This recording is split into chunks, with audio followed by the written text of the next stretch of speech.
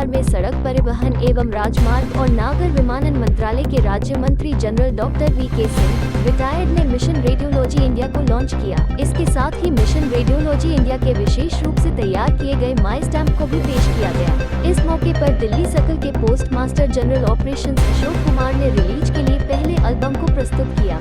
MRI Sandeep Sharma foundation की एक सामाजिक पहल है। MRI एक अभियान है जिसका मकसद प्रत्येक भारतीय को उनके घर के नजदीक उचित डायग्नोस्टिक सेवा मुहैया कराना, पहुंच में सुधार और सस्ती सेवा के साथ बीमारी के बोझ को कम करना है। इसे पूरा करने के लिए MRI देश भर में डायग्नोस्टिक सेंटर्स के नेटवर्क का निर्माण करेगा, जो स्थापित दिशा निर्देशों का पालन करेंगे और संबंधित हितधारकों द्वारा समग्र रूप से इसकी निगरानी की जाएगी। स्थापित diagnostic centres magnetic resonance imaging 1.5D, computed tomography, digital X-ray, teleconsultation, pathology सेवाओं समेत अन्य के साथ उत्कृष्ट सेवाओं की पेशकश करेंगे। आप देखिए हमारे संवाददाता की रिपोर्ट।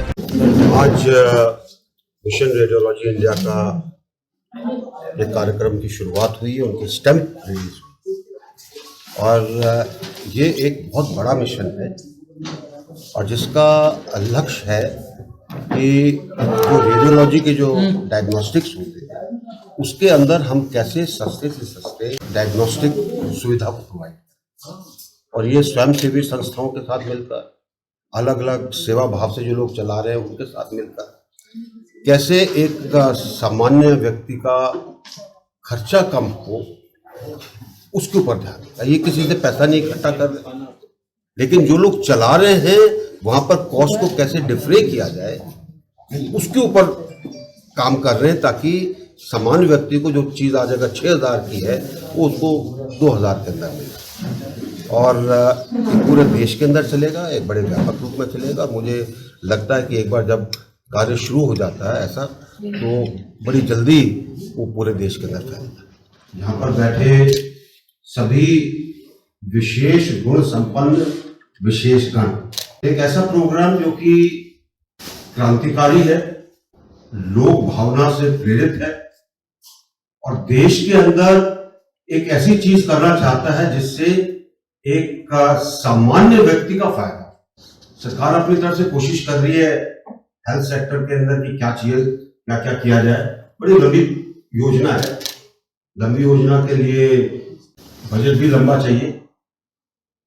और योजना ये है कि हर हेल्थ और वेलनेस सेंटर के साथ एक पंचायत लेवल पर एक लैब होगा, ताकि वहां पर लोग बाग जाकर अपना टेस्टिंग करा सके और उसके बाद उस टेस्टिंग के आधार पर जो उनके प्राइमरी हेल्थ सेंटर हैं या कम्युनिटी हेल्थ सेंटर हैं वहां से प्रिस्क्रिप्शन आ जाए कि आपको ये करना है, ताकि उसको ज्यादा दूर जाने की जरूरत है। वो जाता है शहर के अंदर, क्योंकि ज्यादातर डायग्नोस्टिक्स वहीं पर है। सब डायग्नोस्टिक सेंटर एक समान नहीं होते, कुछ का ढेर सेवा करना होता है, कुछ का अपनी सेवा करना होता है। जो डायग्नोस्टिक्स के लिए गया है रिपोर्ट लेकर उसका चक्कर काटता है, पैसे खर्च करता रहता है, कई बार तो बहुत दयनीय स्थिति हो जाती है। तो इसलिए ये बड़ा एक व्यापक प्रोग्राम सरकार ने सोचा है, लेकिन इसके अंदर क्योंकि आपके साधन बहुत कम है, तो जो आप करने जा रहे हो वो इसको और सुंदर, बढ़िया और बहुत अच्छा बना। मैं तो कॉम्प्लीमेंट करूंगा, क्योंकि आज की तारीख में हर चीज डिपेंड करती है कि आपका इलाज करने से पहले जो भी टेस्ट है वो कैसे। देशव्यापी डायग्नोस्टिक सेंटर्स बनाने का एक सारा महत्वाकांक्षी उपक्रम है, जिस पर हम ये चाहते हैं कि MRI सेंटर्स सेवाभावी संस्थाओं के द्वारा हर डिस्ट्रिक्ट में बनाए जाए। आयुष्मान योजना तो माननीय प्रधानमंत्री के आदेशानुसार देश में चल रही है, बहुत बड़ा दायरा है उनका।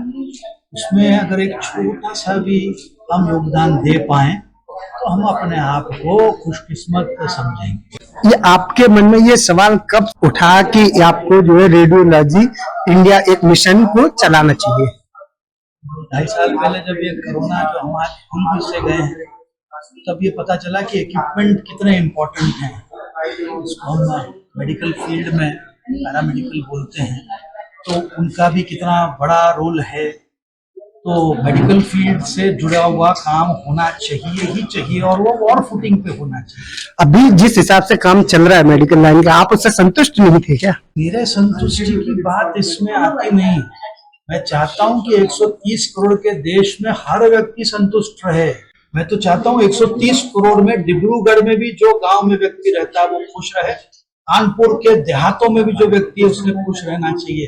अंत्योदय योजना कहा जाए, अंत तक का व्यक्ति खुश होना, ये हमारा उद्देश्य है। सादे शब्दों में हर डिस्ट्रिक्ट में जाया जाएगा, हर डिस्ट्रिक्ट में जाकर के डिस्ट्रिक्ट के कलेक्टर और उनके अधिकारियों से पूछा जाएगा कि कौन सी संस्थाएं ये करीबन जिनके पास अपनी जगह हो, जिनके पास इसको चलाने का सामर्थ्य हो, उनकी एक लिस्ट बनाई जाएगी। उनको हम संपर्क उसी समय करेंगे, उसी समय हम उनके साथ में ये बातचीत करके उनको एक और प्रोजेक्ट रिपोर्ट सौंपेंगे, और वो अगर इसमें जुड़ने के लिए हाँ कर देंगे तो पूरी की पूरी प्रक्रिया शुरू हो जाएगी। कई ऐसी संस्थाएं होती हैं जो आपसे जुड़ना चाहें और वो दूर दराज क्षेत्रों में होती हैं, आपसे संपर्क न हो पाए, वो आपसे संपर्क कैसे करें? एक वेबसाइट बनी हुई है, एक 24 आवर हेल्पलाइन नंबर है जिसको डॉक्टर सुहास आराध्य खुद मैनेज करते हैं, जो इस ब्यौरे में दी गई है। तो 24 घंटे चलने वाला ये कार्यक्रम है, अथक है, रुकने वाला नहीं है। मैंने अपने वक्तव्य में सादी बात कही कि 10 करोड़ रुपए का लगभग इन्वेस्टमेंट लगता है। उस इन्वेस्टमेंट का आधा भार जो है वो हम वहन करेंगे। अब वो कैश के रूप में या निधि के रूप में नहीं होने वाला, वो हमारे तरीके से हम उस व्यक्ति तक पहुंचाएंगे, चाहे उसको सब्सिडाइज कराएं, जिससे कि वो इक्विपमेंट उनको आधे दामों पर, कोई भी कंपनी का, मैं फिर से कहूंगा, ऐसा नहीं है कि ये कंपनी का लेना है, उन्होंने कोई भी कंपनी का, मल्टीनेशनल कंपनी का इक्विपमेंट अगर लेना है तो वो आधे दामों पर उन तक उपलब्ध करा दिया। दिल्ली में कोई सेंटर अभी तक नहीं खुला है, अलग अलग जगहों पर बातचीत चल रही है, दिल्ली के भी कुछ भागों में ये बातचीत चल रही है होने के लिए, लेकिन इच्छा ये है कि टायर 2 सिटीज से कानपुर होगा। आप में से किसी ने कहा कानपुर करने के लिए, तो हम सबसे पहले ऐसी जगह पर करना चाहेंगे जहाँ पर MRI सेंटर नहीं है। आज स्टैम्प हो गया है, इसका आनंद लेते हैं, और जितना जल्दी वो होगा उस पर भी आमंत्रण दूंगा। NCR करंट न्यूज को सब्सक्राइब करें और नोटिफिकेशन सबसे पहले पाने के लिए दबाएं बेल आइकॉन।